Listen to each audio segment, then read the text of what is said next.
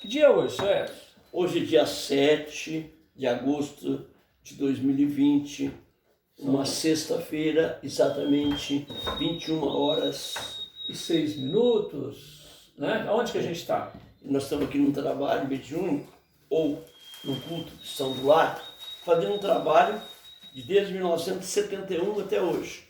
E mensagens, casos, recados, romance, poesia. Para quem não acompanhou os trabalhos anteriores, desde 1971, quando começou a mediunidade dele, ele escreveu, a princípio, manuscritos, né? De alguns textos, pulando algumas folhas, mas dá para entender. Aí depois houve uma primeira datilografia, houve no meio do caminho um rascunho manuscrito para corrigir alguma coisinha, e o trabalho a princípio despontou nesse livreto aqui, né, que se chama O Leproso de Jericó. Esse carimbo é porque a gente organizou em pastas, né, aquelas pastas AZ, e tá aí o trabalho que a gente vai gravar, né, para voz, passar para voz, para imortalizar e inclusive lembrar do Suécio, quem escreveu esses textos. E é isso aí. Vamos lá. O título é O Leproso de Jericó. Os autores espirituais é Basto e Jó. A apresentação da capa. Não, o senhor pula tudo isso, começa direto lá. Isso aí é projeto para você. Não tem nada, viu? Agora é aqui, O Leproso de Jericó. É porque os projetozinhos, quem vai fazer capa, não sei o que e tal. E aí? O Leproso de Jericó diz o seguinte: estando Jesus juntamente com seus discípulos, perguntaram-se entre si qual era o maior no reino dos céus. Propôs Jesus a parábola aos discípulos. Um homem vivia só em Jericó e, abandonado por seus familiares, dizia: desci para consigo mesmo, que hei de fazer? Ninguém me quer, nem meus amigos, nem meus irmãos, nem minha esposa, ninguém. Tanto pensou que, de repente, viu ao longe uma pomba branca voando e disse para consigo mesmo: liberdade. Sim, liberdade de ação é o que preciso, pois de nada adianta eu ficar aqui só. De repente sentiu que alguém bateu em seus ombros. Notou algo diferente, mas não entendia nada.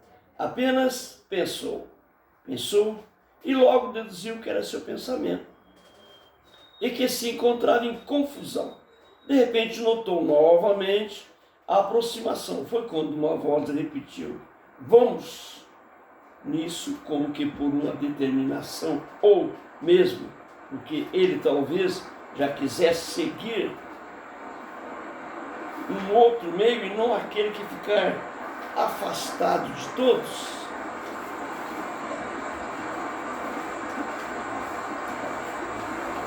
Aí, então, passou a seguir seu suposto pensamento, ou aquele que lhe convidara para seguir, e notou que obedeceu o comando de voz pré-determinado, sentindo-se bem, e por isso obedecia cegamente.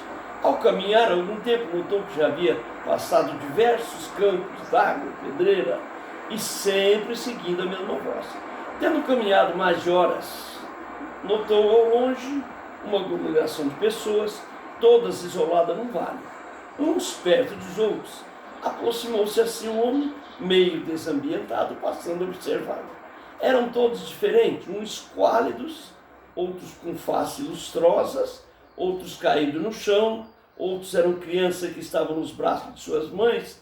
Ainda observava velhinhos totalmente cadavéricos, marcados pelo sofrimento através do tempo. Notava-se que ainda, jovem, que nas suas feições parecia ter existido ali alguma beleza. Anteriormente, há aqueles traços marcados pelas cicatrizes de ferida. Notou que de repente veio um homem em seu encontro que dizia: foi o mestre Jeová que nos mandou você? Paz, irmão. Venha compartilhar conosco. Venha aguardando alguém que pudesse nos ajudar. Nisso, o homem, inspirado pelo mesmo Espírito que o guiar até ali, disse em pensamento: eis aí o seu lugar, trabalhe, mãos à obra, confiamos em ti, vai. Nisso, um homem denominado Bastião, que se fizer acompanhar por aquele que ele estava, colocando as suas mãos nos ombros desse homem, tornou a repetir: meu amigo, quanto desejamos esse momento. Vimos que ainda existe bondade no coração dos homens e que Jeová te ilumine. Assim falando, o homem ouvia aquelas palavras, como que já esperava por aquele momento, e sentia dentro de si uma alegria imensa. Uma nova vida ressurgia àqueles instantes, olhava em torno de si e de repente notou que aquelas criaturas se rodeavam um a um, como que se pudesse fazer alguma coisa. Mas ele nada entendia nem compreendia. Não sabia e que era sofrer na carne a lepra. Apenas os olhava, também conduído, mas dizia de si para consigo mesmo: o que vou fazer para ajudá-lo? Nisso, o Bastião, que era frade e que vivia naquele vale com os leprosos, ajudando-os, lhe disse: tu perguntas como ajudar? Vem aqui comigo, ajude-me. Começamos por aquela menina. Jazia ali uma criança em convulsões e dores que delirava e que falava alto, palavra desconexa. O frade, pegando uma de suas mãos, disse: confia, minha filha, em Jeová, ele aliviará você e toda a gente. O homem que a tudo apreciava, também no impulso, tomando de uma vasilha ali existente, tomou um caminho curto e, abaixando-se, apanhou um pouco de água nessa vasilha e colocou no fogo para ferventar. Após colocar também algumas ervas de dentro dessa água, aguardou o tempo necessário a seguir, tomando de alguns trapos existentes e a medicação improvisada, passou a atender aquela criança que, dentro de mais algumas horas, passou a sentir-se melhor. Notava que o semblante da criança, apesar de escadavérica, mostrava-se mais serena e confortadora.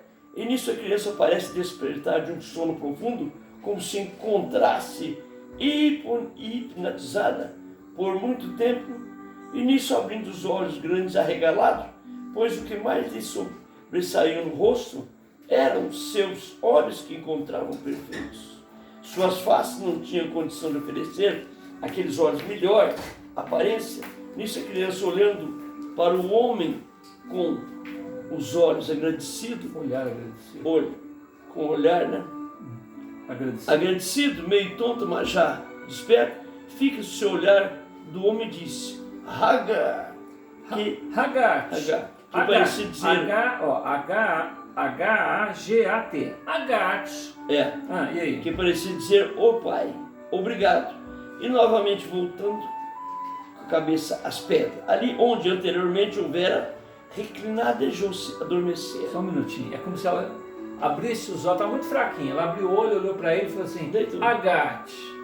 Depois a cabeça de novo, né? O frade e o homem ficaram muito satisfeitos, viram que a medicação improvisada surtiu um efeito extraordinário naquela criança. E assim aquele homem passou a viver com eles, sem se importar a contaminação da doença. O frade então ficou mais satisfeito porque encontrou mais um companheiro para ajudar naquela tarefa árdua. Assim, meus amigos, muito tempo passou. O homem, sempre dedicado cada vez mais, até que um dia notou algumas coisas diferentes em si. Notava que sua pele estava diferente. Começou a perceber primeiro pelo seu rosto, depois nos braços, nas pernas, enfim, todo o seu corpo.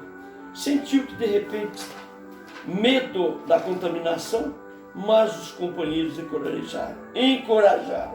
Inclusive a mocinha, que já agora estava crescida, dizendo a palavra de carinho, ao aproximar-se dele, disse: afastem todos de mim, não veem como estou? Vocês já se curaram, e eu Agora começo minha vida neste vale, que era o Vale dos Leprosos. Começo ainda a minha vida neste vale. Por favor, afaste-se. Nisso o frade, como que dotado de força espiritual superior, disse: meu irmão, acalme-se. Justo você, quantos que curou, não confia mais em Jeová? O nosso Salvador, acalme-se. Acalme-se. Logo bom. ficará bom. O homem se sentia cada vez mais atingido pela doença e nisso, sem saber qual a reação, ele caiu no chão e ajudado pelo frade. Bastião e por seus companheiros ali existentes no vale usaram para com ele da mesma medicação durante muito tempo, mas notava-se cada vez mais o seu estado de saúde piorava. De repente, após algumas aplicações feitas pelo frade Bastião, o homem volta-se, abre os olhos. Só um minutinho, peraí, só para me ver uma coisa aqui. Psicografia Edson Flauzino Sene, 1/2/79, Franco. Dados pessoais, Jorge Bastos. Conteúdo: apresentação da obra. Tal. Eu achei que ia aparecer o nome dos personagens, mas não vai. E aí? O frade Bastião. De repente, após uma explicação feita pelo frade Bastião, o homem volta a si, abre os olhos e já conhecedor que seu caso não era como os demais, pois sabia que era chegado o fim. Não tinha para com ele as mesmas condições dos outros, que muitos sofreram e tiveram a graça de receber a cura.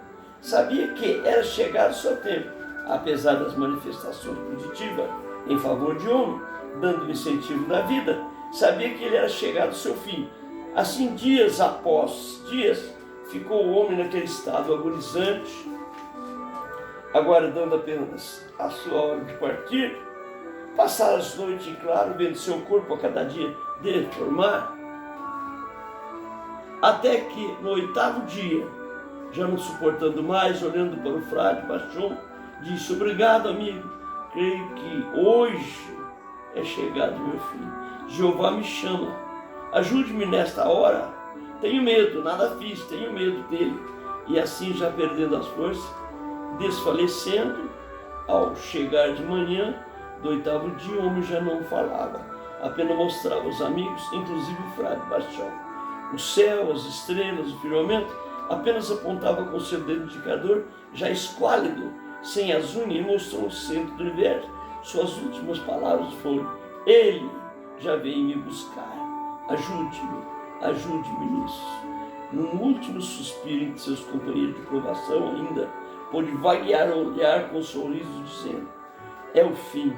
Nisso o frade Bastião, já conhecedor do pensamento, naqueles casos, apenas cobriu o rosto e disse ao céu: Senhor Jeová, tem compaixão de nós. E nisso viu-se que o céu se abriu e uma luz muito intensa, saída do imenso turbilhão das estrelas, com que ia pedir licença para passar todas as estrelas e acompanhar aquela luz naquele vale que parecia sombrio, triste, isolado. Só um minutinho, pega um pedacinho e lê de novo, mas mais alto, porque essa aqui é bonita. Né?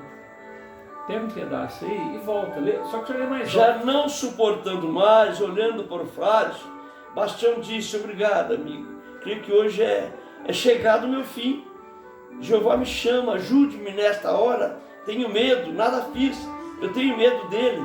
E assim, já perdendo as forças em desfalecimento, e se desfalecendo, ao chegar da manhã do 8º dia, o homem já não falava, apenas mostrava aos amigos, inclusive o frade Bastião, e o céu, as estrelas, o firmamento, apenas apontava com seu dedo indicador, já esquálido, sem as unhas, e mostrou o centro do universo. Suas últimas palavras foram: ele já veio me buscar, ajudem-me. E nisso, num último suspiro, entre seus companheiros de provação, ainda pôde vaguear o seu olhar com um sorriso, dizendo: é o fim. Nisso o frade Bastião, já conhecedor do pensamento naqueles casos, apenas cobriu o rosto e disse ao céu: Senhor Jeová, disse ao céu, Senhor Jeová, tem compaixão de nós. E nisso viu-se que o céu se abria, uma luz muito intensa, saindo do imenso turbilhão das estrelas, com que pedir licença para a todas as estrelas e acompanhar aquela luz naquele vale que parecia sombrio, triste, isolado. Parecia que a imensidão dos povos ali se aglomerava para sondar aquele tudo tinha feito em favor dos irmãos. Todavia, aquele que tudo tinha feito em favor dos irmãos. Todos ficaram de boca aberta, apenas em sinal de agradecimento. Todos se ajoelharam, inclusive o frade Bastião, que acessou o sinal da cruz, prostando todos ao chão, permanecendo assim algum tempo. Todos aqueles que ali estavam, até o clarear do dia, fizeram o enterro decente à moda daquele corpo. Lê mais forte. Fizeram um enterro decente. Fizeram um homem decente à moda daquele corpo. Quer dizer, aprumaram o corpo dele para enterrar bonitinho. O homem se foi, o exemplo ficou, disse Jesus e completando: para onde irá aquele homem?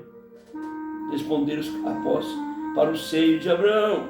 Senhor, muito bem, disse Jesus, e completou ainda: se quiser ganhar o reino de Abraão, faça como o homem do vale dos leprosos, dê sua vida em favor do próximo e será chamado grande, bem-aventurado no reino de Deus.